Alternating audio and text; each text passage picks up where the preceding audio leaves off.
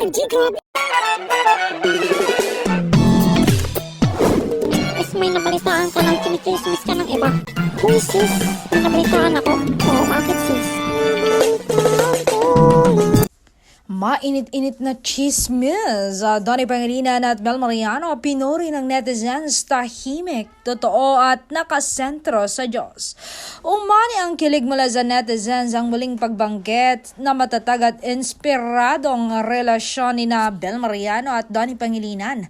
Para sa mga tagahanga, kapansin-pansin na pagiging totoo, simple at puno ng respeto ng kanilang samahan na nanatiling matibay sa kabila ng intriga. Marami rin ang naniniwalang ang pananampalataya ang isa sa mga pundasyon ng kanilang relasyon, dahilan upang mas humanga at patuloy na sumusuporta ang publiko.